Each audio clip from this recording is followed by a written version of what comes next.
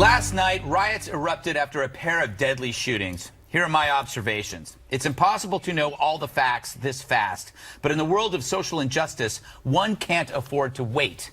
After terror, our leaders say, don't jump to conclusions, but not in these situations. Why is that?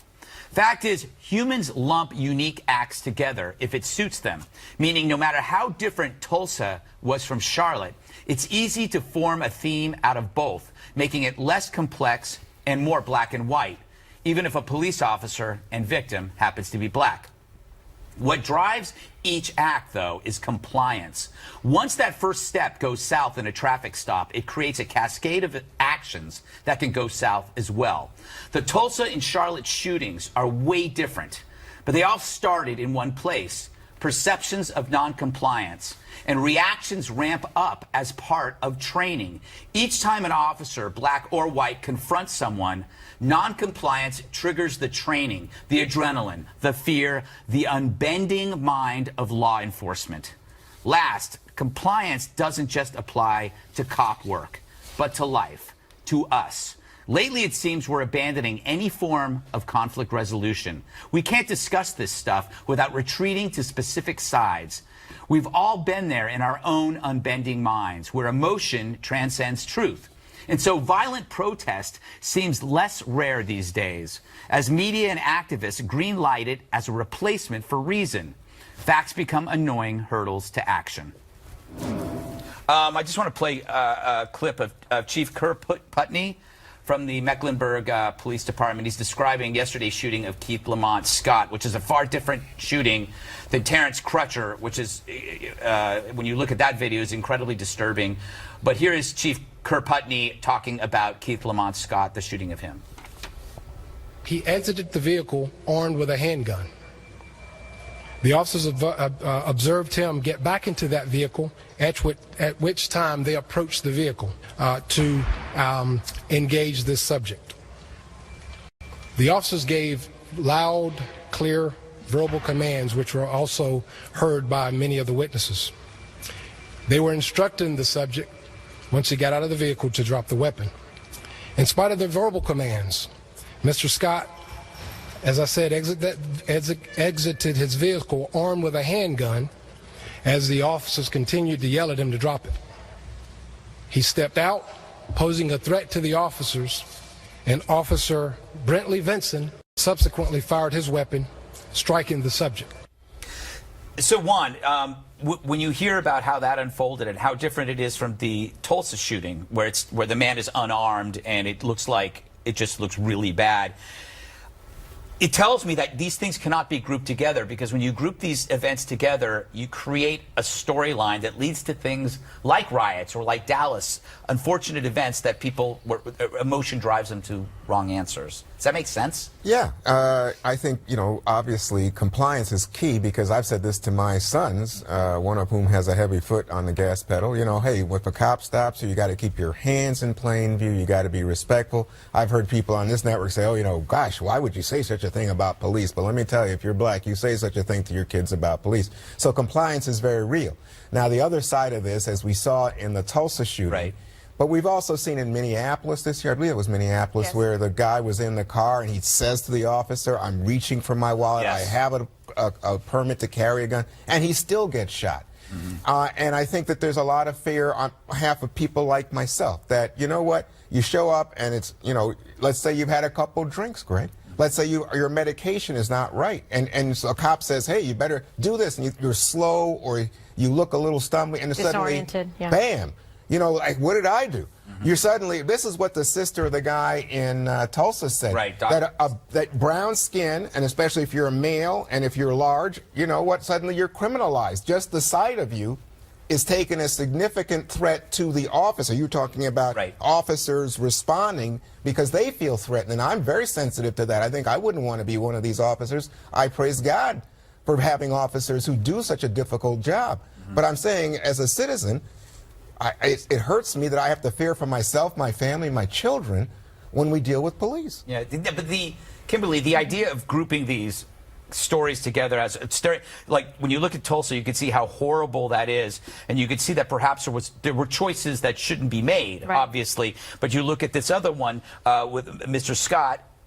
He was armed. I mean, when we group these things together, we eliminate facts to create a story, and that to me is dangerous. And you eliminate meaningful discussion based on the unique factual circumstances of each situation. So you might arrive then at the wrong narrative, and it's grouped together, and people can easily misplace the facts from one and attribute it to the other story. There isn't the clarity, the focus, and the learning moment that you might have to be able to talk to the people, talk to the public, explain the circumstances without prejudging the other situation. Say, well, this is just a big problem. This is an epidemic in this country, and here's 2 more examples. But they're very different in terms of the facts and how it played out and ultimately the end conclusion. Yeah, Jesse, it is the other issue I find here is when they ascribe intent to these shootings, as though a police officer wakes up in the morning and decides, this is how I want to end my day. It's not like terror, where a person goes out, plants a bomb because he wants to kill people. The police officer, the black officer in North Carolina, didn't wake up and say, I'm going to go out and shoot somebody. Yeah, police save lives for a living. They don't take lives for a living. But let's look at the facts here. There's a narrative out there that police are just killing unarmed black people. Just in 2016, police killed 702 people. Only 163 of them were black. That's only 23%. So that narrative is out the window. And if you look at the facts of this case, this guy Scott, he had a DUI conviction. He had an assault conviction. He was armed. He didn't obey commands. He was shot, a black man, by a black police officer. But the Nation of Islam comes into the scene and says, black people in Charlotte need to now boycott all white businesses. That makes no sense. Then, which contributes to the riots, the daughter of this victim does Facebook Lives and say he was just reading a book. So that's one of those hands up, don't shoot narratives that's false. They recovered no book, and the thing goes viral, and now people are rioting. Martin Luther King never rioted. He never looted, and that's one of the reasons he was so effective. So if black Americans have such a problem with police officers stereotyping them as criminals, the reaction shouldn't be to then go commit criminal acts out in the street, loot, and cause mayhem. It's not a great look. You know, Dana, if you control for compliance 100%, then the only error would be on the police. And so isn't that kind of like, and you will always afterwards have that error investigated. At least that's what we're seeing now. Well, and in this heightened environment, police are going to be held to account, or at least have to answer to things. And I think that's an improvement over past decades, Juan. But I was actually, if I could ask Juan a question, I'm curious about the fact that it was a black police officer that was the officer that shot the man in North Carolina. Scott, yeah. Does that change anything in terms of the thinking or the discussion or any of the online chatter that you hear? No. Or is it more just about cops? It's not about white police. cops, it's about police. Yeah, it's about, it's about the thin blue line. I think Greg has pointed out on this show that, in fact, I think it's black and Latino officers are more likely to fire quickly. And this officer was plain clothes, Dana. But even so, he was with officers who were in uniform. But the issue becomes not one of, is it a black officer or a white officer? It's the idea that police are either fearful or quick to respond, use excessive force in dealing with black people or Latino people, but especially, and I always think this is an important distinction, poor people, people who are living oftentimes dysfunctional, crazy neighborhoods where you do have a lot of the drugs, the gangs, kids who are out of control. It's that the question is, okay, sometimes you have bad behavior taking place. Is that a license then for people who have the authority of law to use excessive force? It's also, well, the police officer, his job is to go into that environment, and if it's an unstable environment, that adds, extra emotional, conflict. So the Washington Post has a statistic that speaks to what Jesse was talking about. It said 24% of the people who've been shot so far this year, fatally shot by police, are black people. Now, black people, about 13% of the population. Similarly, about when it comes to black men, about 6% of the population, it's about 40%. It's unbelievable. But they're committing disproportionate amounts of the crime, and they're having more interactions with police officers in the inner city. Jesse, let's talk about, okay, how many black versus white doing drugs? similar numbers, Jesse. Listen, heroin's a big problem, crack's a big problem. It's infesting the inner cities. Where do people live in the inner cities? Mostly black, so that's part of the problem. What? You're seeing a lot more densely populated regions infected with drug abuse and drug trafficking. Jesse, we They're have terrible concentrated drug in the problems urban in this areas, country. and that's where close contact with law enforcement takes place. I think we have terrible drug problems in this country. In Appalachia, up in the, OxyContin is a plague in this country. Heroin now out in all kinds of areas. I'm just telling you, the concentration of law Okay, so enforcement the police seems to are be less racist in Appalachia? Is I that- don't. I'll leave that to you, Jesse. Yeah, I just think that we also want to be very careful. There's a lot of different statistics and things out there. One of the things we should be up in arms about that I'd like to see them talk about in communities and in churches, throughout this country is black-on-black crime in areas that suffer, disproportionately socioeconomically. And you see they're struggling for jobs. They're struggling to have safe communities and clean streets. So I want to be very careful to not just focus all of it on police officers, because we've also seen some incredible leadership coming out of the police departments. In African-American police chiefs, police superintendents coming forward, speaking, being part of the solution as well. And discussions like this, yes, are very helpful. And, one loss of life in a situation like this is one too many. Well, that's the thing. That's the second part of this story, is that it's so hard to talk about this. Ooh. I listened to a podcast with Sam Harris and Hannibal Buress talking about this, and they were talking about how hard it is to talk about this. It turned into an absolute brawl, a total fight, and the whole conversation was about having a conversation. It's because we're too big. Everything is becoming team sport. Can I make one last point? Sure. I know we got to go. In your monologue, you're talking about grouping these two things together when actually the facts are separate. But I also think, let's just put obviously I'm not a black person, but if I could try to put myself in their shoes, right? Obviously. So the other night on Saturday, when we had terrorist attacks in New York, New Jersey, and Minnesota, we immediately, as Americans, all go, aha, you connect the dots because you think, okay, well, this is obviously Islamic terrorism being perpetrated against the United States. So when two events happen on the same day, and you basically start a brush fire with social media, it is understandable that people group them together instead of waiting for the facts. Yeah, it's a natural human behavior to seek aggregate. It's an evolutionary tick to it's hard see to patterns. Yeah, but it's not the case that we have so few. I mean, it's constant. Right. It's like a constant flow around the country. And so the specifics that you talk about may be real. The differences, even the malicious stuff about no hands up, which, as he said, is true. But it's just so constant, so regular, and not all of it is fatal. A lot of it is just excessive force. All right, we're going to end there. Ahead, Trump argues that black communities in the U.S. are in the worst shape they've ever been. How he says he can fix them next. Yesterday, Donald Trump made this declaration about black America. We're going to rebuild our inner cities because our African American communities are absolutely in the worst shape that they've ever been in before, ever, ever, ever. Wow. So, how would Donald Trump rebuild struggling communities? He was asked that question earlier at a town hall with Sean Hannity. We need jobs. We need jobs, desperately need jobs. Now, obviously, we need the schools, we need the education, we need all sorts of things, and especially the inner cities. The inner cities are, I mean, can you say never, but certainly one of the worst stages ever in the history of the inner city. It's so unsafe where you walk down the street and you get shot or your child gets shot. So we're gonna really fix the inner cities. We're gonna spend a lot of time. The Democrats have run them for 100 years, mostly uninterrupted. I mean, nobody else. They're just uninterrupted. And you see what's happened.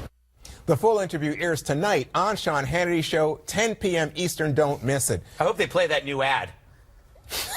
Just kidding. I'm kidding, Sean. Just a joke. What Just ad? a joke.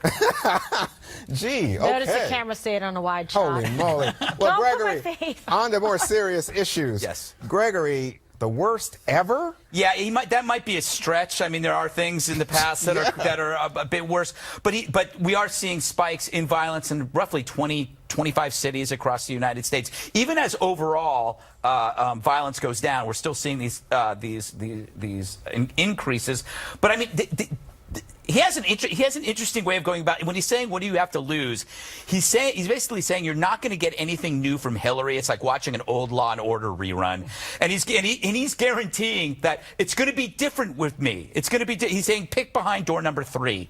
And it might actually work because his numbers are going up with blacks. Aren't they? Well, they went up in an LA Times poll that was, like a tracking poll. But the Wall Street Journal has them at 1%. But no, hasn't it gone up to something like 20? No, it went up. It bumped up, and then he said, I'm doing better, but I'm telling you, on the average. Anyway, Dana? Well, part of this is not only that he might believe what he's saying and care about what he's saying, but he also wants to depress African-American turnout for Hillary Clinton, even if they don't come out to vote for him. Mark. Having those few people that he might be able to pick off are good. There are, I think, a couple of things that are working in his favor that he could actually talk more about this. One of them in particular, Juan, is something you'll agree with, which is school choice. Absolutely. And we know that the NAACP and that Hillary Clinton have said no more on the school choice thing, that she's not for that, but we actually know that it works. We have evidence of that just this year in New York City. The other thing is that the government really, in order to improve people's lives, there's actually not much that the government can actually do. A thing that a president can do is to help try to set the conditions for economic growth. What people really need is opportunity. The other thing that somebody like Donald Trump could do, working with the governors in particular, and even the mayors, is the over-regulation of all things for when you want to become an entrepreneur, for if you want to become a plumber, if you want to become an interior decorator, if you want to braid hair, if you want to... All of the regulations and the cost of entering into that is really bad. The last thing I would say is as a conservative, what you would want is smaller government. You're going to rebuild the cities. One of the ways that you actually can work with communities is to support the faith-based communities, something that President Bush did. President Obama pulled back on that, but I think that was money well spent in those communities. That's an important point, and on school choice, I would think that you should also emphasize that it seems like Hillary Clinton was a supporter of school choice. Then when the unions got involved, the teachers' unions, they pushed her and she caved. Right. And I find that appalling. Anyway, Jesse, I wanted to say, what you see, though, from Donald Trump, he's doing some outreach now, but in fact, the lament about Donald Trump from the black community is he was exciting white nationalist anger and grievance for most of this campaign, and now suddenly he's paying attention to black people? It's funny how the Democrats and the media always criticize Republican candidates for president because they don't go politic for the black vote. And then the first time a Republican comes along and politics for the black vote, and the same media and Democrats criticize that person. I think he's doing legit outreach. When I go to these neighborhoods, no one likes Hillary. The only reason they want Hillary in the White House is they want Bill back in the White House. Maybe they don't like Trump, but people say they're open to Trump. And you have to admit, Juan, blacks have suffered under President Obama's policies. I don't believe that. Crime is up in these inner cities, as he said. Wages are down. Home ownership is down. Poverty's up. Food stamps are up. What if you have to lose, Juan? You know what I mean? Let's roll the dice. That's what he's saying. Let's roll it. That's what he's saying, but I'm saying to you, you have an opportunity to lose your progress. Here's a guy who's talking about, Obama's weird. He's not really an American, trying to undercut the first black president. But Don King endorsed him, so I think that's going to change the game. And I mean, well, anyway, my point to you is he's playing footsie with David Duke, with the white nationalist crowd. Wait a second. Juan, Reverend Wright was Obama's pastor for 30 years. Oh, yeah, that's he didn't play footsie with him? Duke. Come on. Okay, all right. Kimberly. Okay, well, to be fair, he did disavow, so, it's unfortunate. You can't control all your supporters. Look at some of the people that support me. I know. Yeah. So, but in this case, I'm kidding to all of you out there. You're fine. We're good. We love him. But, Trump, at least he's trying, and at least he's asking the question, and he's putting forth the narrative saying, just give me a moment. Why don't you ask yourself, what have the Democrats, what have the liberals done for you in your schools, in your communities, for your jobs, for your families over the past 50 years? You have been loyal to them. You have trusted them. You have counted and, in fact, depended on them. Do you feel that you have been let down? If you do, please listen to me. Please give me a chance to do right by you. That's important. So I just want to ask one question. And at least maybe other Republicans coming forward will also follow suit. Right. Because you haven't seen that kind of rhetoric and that questioning since, basically 1964. Very quickly, I think that's fair. Yeah, that's why, but I'm saying very quickly to you, if this was another Republican, I might say, Kimberly, boy, but when I hear Donald Trump, who had to settle a suit with the Justice Department because he was accused of discriminating against black and Latinos in housing here in New York, I think, is this guy really the one? Okay, well, I mean, again, as a lawyer, that's an accusation. I don't know all he's this- settled. Sure, people settle things all the time, every day, across this country. That's how the system works. Yeah, but Bill Clinton's nevertheless, settled. nevertheless, you know, you have to know the specific circumstances of that. I'm just talking about what the inroads he's trying to make, and the fact that, yeah, maybe the Wall Street Journal has it, but since since September 10th, it's gone up to 19.6% in the tracking poll of African Americans That's LA from Times. 3%. Yeah, And it's so back down. who knows? It went back But down. one, Who knows? Everybody's making a big deal about Don King's endorsement, calling him a convicted murderer. He endorsed Obama twice. Is that right? Yes. Oh, gosh. Oh, Well, well. That was they were all Democrats. That was a misunderstanding, I mean, too. He they said the were. unfortunate death was due to the frustrations of the ghetto. That was his All direct right. quote. Make sure to catch Trump's town hall on Hannity tonight, 10 p.m. Eastern. I love you, Sean. I love you. Just kidding. Ahead, do you recognize either of these two men? Oh my God. The FBI is looking for them. They were seen walking off with the New York City bomber's backpack on Saturday night. How you can help track them down next. We are learning a lot more today about the terror suspect charged with Saturday's bombings in New York and New Jersey, his possible motives, his path to radicalization, and what the feds knew about him 2 years ago. But first, the FBI is asking for your help to find these two men seen on surveillance video handling the second bomb that did not detonate in Manhattan. Chief Intelligence Correspondent Catherine Herridge has more. Catherine? Well, thank you, Dana. The FBI releasing new images from surveillance video that was captured Saturday night, and they're seeking information on the two men who were seen taking a pressure cooker bomb out of the suitcase and leaving it on the street. As you mentioned, that is the device that did not explode. This new poster goes to the reporting Rahami may not have acted alone, and while the men are described today as witnesses, not suspects, and the suitcase as evidence, it does leave open the possibility that others were involved and seems to undermine statements made at Monday's news conference that they got everyone and no cell is operating in New York and New Jersey. Meantime, Rahami, as you know, was carrying a personal journal when he was shot and captured on Monday. Today, Fox News exclusively obtaining 8 images from that notebook showing he was knee-deep in jihadist propaganda when he allegedly planted the bombs in New York and New Jersey. The journal was badly damaged in the takedown, riddled with bullet holes and soaked in blood, but you can clearly see the references to Osama bin Laden, to the American cleric Anwar al-Awlaki, who's really the godfather of the digital jihad, as well as the Fort Hood shooter Nidal Hassan, who killed 3 and injured more than 30 others in the 2009 rampage at the Texas Army base. What's striking is that this 13-page indictment released last night that lays out the federal charges talks about the notebook as well as the references to al-Qaeda and the cleric, but there really is this glaring omission. While Rahami wrote about a terrorist called Adnani, who is a senior spokesman and leader of the Islamic State, there's absolutely nothing in the indictment about him effectively whitewashing Rahami's ISIS sympathies. We have asked the U.S. Attorney, as well as the Justice Department, to explain what seems a very significant discrepancy, Dana. All right. Thank you so much, Catherine. We really appreciate welcome. it. We wish we could keep you the whole time. I know. But we're going to take it around the table. 2 things, Kimberly, I wanted to Yeah. ask you.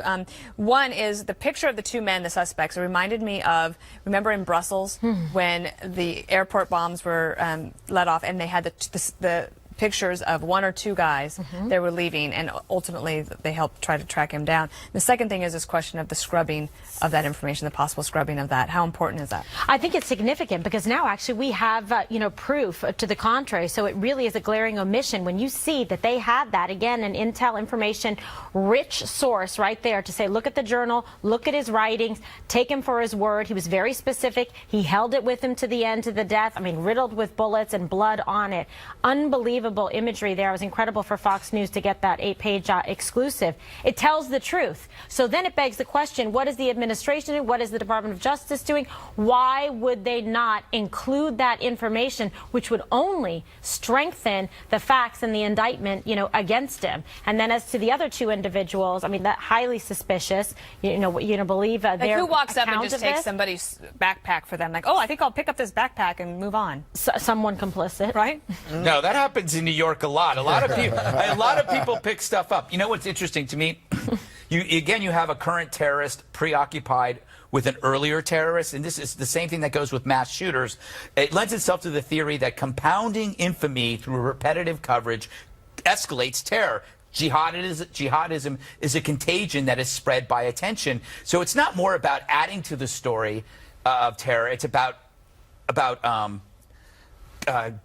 matching our story with their story. Which Can I interrupt to mock you? Yeah, sure. Well, but didn't you go after John Kerry for saying this a few weeks ago? Yeah, I did. But I also said that. I'm trying to remember what I said, but I also mocked him as well. Yes. So I was an equal mocker. No, but it is a war of narratives in a way. But the problem is that over the last 4 decades, the left has destroyed our narrative. America is no longer an exceptional country, so you can provide the narrative against ISIS. We're supposed to say, like, this is the greatest country ever, but we have the academia, we have the entertainment, we have the media telling us or deconstructing our country as evil. So it's no longer a surprise that people sit during the national anthem. Jesse, I wanted to ask you something, but you can say anything you want since you're going last year. But our hindsight is 20/20 in these investigations. But how can we improve our foresight? Because you had the father 2 years ago tell the FBI, my son stabbed my other son, and he's a terrorist. And then he went to Afghanistan, and he's not on a watch list. Yeah, not only that. I mean, if you look at the last 8 years, there's been a lot of domestic terrorist attacks, and they all contain similar components. You have suspicious travel. Yes. This guy went to some crazy war zone in Pakistan. You have contact with law enforcement. This guy stabbed his own brother. His dad dropped a dime on him. The FBI never even interviewed him. You have radical online footprints. This guy had his own YouTube channel looking at crazy videos. He was buying shrapnel off of eBay. I want to come to that point. Why can't the national security officials in this country loosen these things, crack down on these things so these things don't happen again? Wake up, guys. But, you know, I was struck by that he's on eBay buying the ingredients for a bomb. First of all, I didn't know you could do such a thing. But if you are, why isn't someone paying attention? Right. Maybe we will find out that they were, something else happened. Again, hindsight's 20/20. And also but an perhaps issue of resources that you brought up and raised on this show yesterday to say maybe this is really a call to say we need more additional resources to combat this so that you can tie these threads together and connect it. If I were a candidate debating on Monday night, I'd bring that up. Yep. But who am I? Coming up, the Obama administration inadvertently makes the case for why America should not take in more refugees if we can't properly vet them. It happened right here on Fox News this morning, so stay tuned for that next. Yesterday, President Obama announced the U.S. will take in 110,000 more refugees in the coming year, despite the threat that terrorists could slip in with them. The State Department even concedes it's a possibility. I would tell you that, you know, the more than 10,000 now Syrian refugees that we've admitted into the country by this month have all been extremely and very stridently vetted. In fact, Syrian refugees by the whole interagency, DHS, the intelligence. We don't have their paperwork, Admiral. You know that. They are going through a very serious interagency vetting process, the most that any refugee goes through. Is it perfect? Can it be perfect? Can it be foolproof? Well, probably not, no. But it is very, very serious. Spokesman John Kirby also acknowledged this morning on Fox News that ISIS has already infiltrated refugee camps overseas. I wouldn't debate the fact that there's the potential for ISIS terrorists to try to insert themselves, and we've seen that in some of the refugee camps in Jordan and in Turkey, where they're trying to insert themselves into the population. All right, and just a little note here. Dana, we have invited John Kirby to join us on the 5, and we will sit here until he comes. So get comfortable. Okay, I'll be here. Okay. I'd love to see him because I love that. And that obviously, that job it's an incredible one, and he's refreshingly honest. Yes, like, this is true. This is actually could happen. What I find interesting is that on Monday I was reading, or I think it was Tuesday, the Financial Times. I knew you would love that, Jesse. But I did. So the front page headline story is about Angela Merkel saying to her country, I messed up. I let in way too many refugees. We weren't ready for this. And if I had to go back and do it over again, I would have changed things. So if she's saying that in the face of having, for bad politics for her, but also just bad policy, then it would stand to reason that we might actually want to rethink things as well. I'm not saying not to allow in refugees, but the process has to be more iron tight. The other thing is, John Kirby points out that 8 out of 10 of the refugees are women and children. Well, that's good. Like, okay, fine. The thing about having men come along with them, their families, their husbands, their fathers, is that you need help in providing for these people. So somebody has to work in order to make all of this assimilation actually work out. Feasible. So I have lots of other things, but I will. But I would say to you, I will give you the talking stick. I would say to you, Ms. Perino, that in fact, when you look at Angela Merkel and Germany, they let in millions. We have let in, I don't even think we've let in 10,000. I know. But here's the other thing. Why don't you try to solve this problem at its source? That's a good argument, but I'm saying it's also an argument for human understanding of people who find themselves suffering devastation. So when Donald Trump Jr. talks about Skittles, Glad you brought that up. I mean, these are human beings. Okay, I love this. No, may I? Go ahead. This is the Mother, first may time I, in please? history where intellectuals don't understand metaphors. Everybody understands a metaphor. A few bad apples. Your mother used to say there's always a few bad apples. In the bunch. How dare you compare people to apples? That's the point of a metaphor. By the way, the left has used the Skittles metaphor and the M&M's metaphor when talking about the police. Oh, a few bad cops, or gun owners, a few bad gun owners, or college students. A few of those college students, they're assaulters. So the idea of like the Skittles metaphor somehow being inhuman, no, it's simply an analogy. The other point about this that drives me nuts, the left chastises the right for denying progress when it comes to science, for ignoring change, or adhering to arcane beliefs. Well, the world has changed. The world has changed. Jihadist has changed the battlefield. The globe is the battlefield. Yep. Jihad has changed the world. Yep. So why is the left being so regressive? Why is the left actually adapting to the change in this world and admitting that change has to happen and that we cannot think the same way anymore? Okay, also, I want to call Sorry. myself for 5 seconds. Go for it. I just don't find it to be so humanitarian if you're not, in fact, adhering to a proper and fair vetting process. And we already know from intelligence reports that the vetting process in Syria is compromised, and you would expect it because that is a war zone and it's very difficult. But let's get a little bit of elevation on this and say, what else can we do to help rebuild communities there, to help restore jobs and communities over there so people don't have to be displaced, so they don't have to be uprooted from their country. And you see some other countries now saying, guess what? We're going to throttle back on this a little bit, and we're going to try and provide aid over there because maybe that's another way to look at the problem, because it does take time to be able to do the vetting. And the answer isn't like who looks like the better guy on the block, you know, Germany or the U.S. by sheer numbers. That's not a fair analysis. But here's the problem. We are constantly yelled at for, quote, nation building. Yeah. If we ever try to help anybody, we got, oh, that's nation building. So when all the refugees come here, then we're chided for trying to build our own nation. Hillary also has her fingerprints all over the refugee crisis. It was boiled over on her watch and Obama's watch. She left Iraq. She pushed the Arab Spring. Now they have nowhere to go. So she says, oh, come here, because she feels responsible. But why should we have to play Russian roulette to soothe her guilty conscience? Wow. Plus, this Juan, is the awful. State Department is running the God. program. These are the same people It takes that 2 lost years. track You of just $6 heard- billion. They couldn't here we protect go. an embassy on 9/11. I see. And got Okay. suckered by the Iranians. I don't trust these people. Look, do I you? just Let them wanna- live at your house, Juan. Fine. Listen, I'm telling you, they live in our communities. This is like saying, oh, not in my neighborhood to people Yeah, who you know are what? Send them disabled to the or Upper West mentally Side, ill or send drug them to addicts. Georgetown,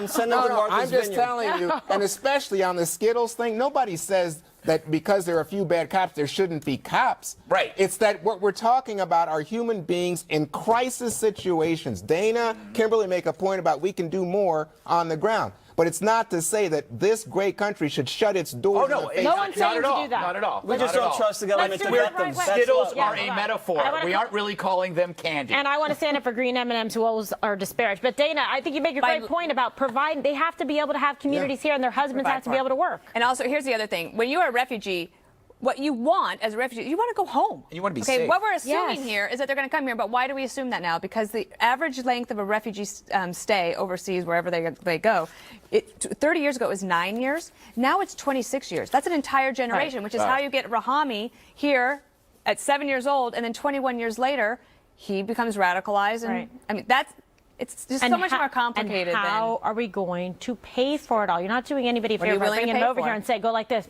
Yeah. Good luck. All right, fine. Let's buy another commercial to pay for all this talk time. How does one prepare to debate one of the most unpredictable presidential candidates in history? Hillary Clinton's team spilled some of her strategy today. You're going to hear it again. It's a secret. The first debate between Clinton and Trump is now 5 days away. We're getting some insight into how Hillary's prepping for the showdown. Her spokeswoman said today she's strategizing to face 2 different kinds of Trumps. He can come on with a relatively genteel persona that is calm, or he could come in very aggressive and be aggressive in a way that you would not normally see a presidential, Republican nominee behave. And so we're preparing for either one. And what's interesting is we're not necessarily finding that what she does changes much, but you just want to game it out. So it sounds like Hillary's got her work cut out for her. She's got to prepare to face two different people. Kimberly, if Hillary starts coughing and she has a coughing fit, Yes. what does Trump do? Cough Pat her on the drop, my back. dear. Yeah. Just a nice little... Be a gentleman. Let's take a moment. Or would you like some water or a cough drop, a Ludens perhaps, a Ricola, something? Okay, so But be just play nice. it cool. Don't step on it. No. Maybe, and then wink at the camera. And then say, you've got a phlegm. Good one, Gutfeld. I think Juan is actually very concerned about this debate because you have a big TV personality. Yeah. He is loose. He's going in pretty fresh. He's a rookie. He is very funny. He's witty. He's got sharp elbows. Man crush. And you have Hillary, who's programmed like a robot. She's been over prepping.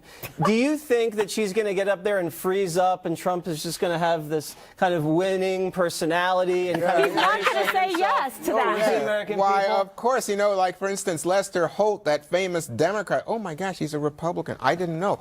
And then, secondly, everybody's called working the moderator. Yeah, he's a bully, and he's going to be bullying with the first woman to appear on this presidential stage. He's going to be one-on-one, not one-on-16. You're playing the gender card already. No, I'm just saying, you know what, for all of us, we're going to say, if he doesn't stumble, if he doesn't say something stupid, outrageous, offensive, well, he wasn't bad. Yeah, so the expectation game going in now, Trump is considered basically one comment away from blowing his whole campaign up. If you go in there with these low expectations, what kind of level of performance does he need to hit in order to say Trump didn't lose, or maybe Trump won? I think we might be putting too much emphasis on this first debate. It's an important one. I think they both have low expectations because nobody knows what they're going to end up with. They could get 100 million viewers. Yeah. That's a big deal. And also, if you want to learn more about what I think about it, and Chris Starwell, we just recorded our podcast this afternoon. Oh. The whole thing's on the debate, and he talks about the contest versus polls, and we talk about pre-debate meals and what you would eat. Greg, But I thought the debate wasn't important. Well, we have a podcast. Okay. You know what I think? Quickly, the Greg. person who snaps first loses, and I think that Hillary, for practice, for the stand-in for Trump, they should have had Joe Pesci playing Tommy DeVito from Goodfellas. That would have been the best stand-in. Driving her All crazy. right, Yeah. one more thing is up next.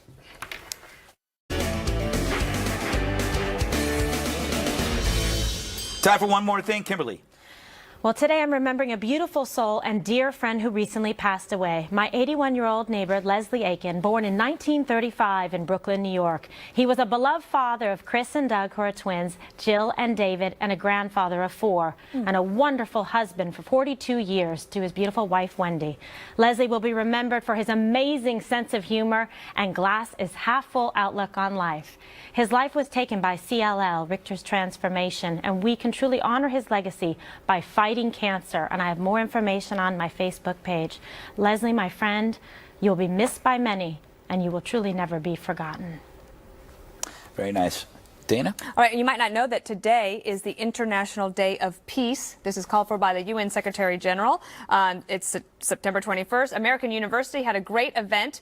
It's called #WagePeace, and this is happening in America, of course, where there's a lot of peace. Yes. Not so much around the world, but they had a really good event, and a lot of kids came out, and I wish them well.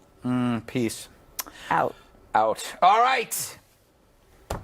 I hate these people. Speaking of peace, there's a petition to get In-N-Out Burger to have a veggie burger. Forget who would even go to a burger joint for a vegetarian meal. That's stupid. But I hate people who file petitions because they want something. Oh, I want something. Let's file a petition. You know what? If you want something, go find it. All right. Jesse. Okay, so this weekend, 8 o'clock, we have a live Waters World on Saturday night. boy. Anything is possible. Also, tomorrow night on the O'Reilly Factor, we have a Waters World where I go to a Hillary Clinton rally. Here's a picture I took there. It was a barn burner, as you can tell, people passing out, sleeping in the hallway of the event, and there will be more where that came from tomorrow night on the Factor. Oh, well, that's We're exciting. also live, too, Saturday. Yeah. At 5. And then I got a show at 10 o'clock. We all have shows on. And then, Dana, you're live Sunday at 5. I'll tell you what. I'll tell you what, and I'll be on Fox and Friends, and America's Like Something. I'll be It's gonna drinking. be an awesome weekend. I'll be drinking somewhere tonight. I think. In your probably sippy downtown. cup? Your sippy Yes. cup? I love it when we run out of things And to don't. talk I about. won't tweet. They're telling me not to tweet. That's it for us. Special report is next. Why? Why?